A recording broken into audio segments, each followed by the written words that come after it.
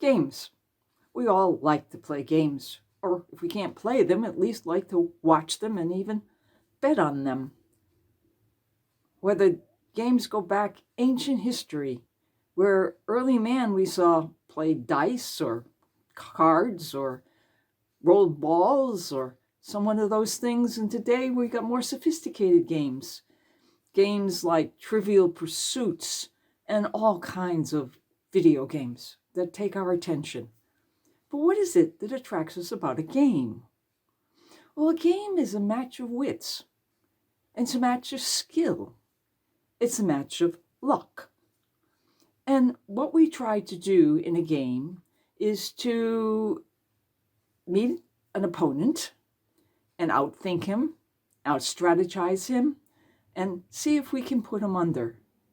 Whether it's in cards, or whether it's through some shootout game in the video games, or whether you out-intellectualize him in your ability to answer trivial questions. But it's all about defeating an opponent. And life is a game. Because our life is about defeating an opponent. And the biggest opponent in our life is Satan and all of his devils and all of his evil.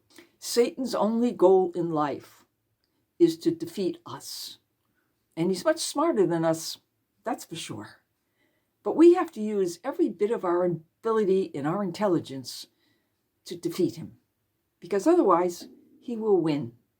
And we can't let that happen. So what we have to do is we have to learn ways in which we can find out where he is, because he's always hiding. And he never presents himself as who he really is, evil, wickedness, sin. He always presents himself to us as something extremely attractive, something we want or we know would satisfy our needs or would make us happy. And so obviously we would go for that because we all like to be happy. But no, he will come and he will come into our life and he will snare us. And our goal is to see if we can not get involved with his snares. So how do we do that? Well, first of all, we have to be on the watch. We have to know what he's possibly up to. We have to be one step ahead of him. We have to look at our life and see where could he possibly getting into my life and how? And how am I allowing him to get in? And when we do that kind of examination, then we can be on the outlook to see how we can avoid his evil in our life. Because we want to be the ultimate winners.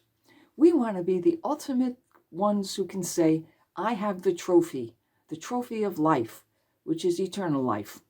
And my goal will be to be with God in heaven forever. And so when we play the game of life may deal us some kind of treachery.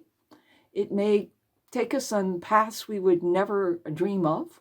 Sometimes our path of life leads us to the edge of a cliff or a dead end.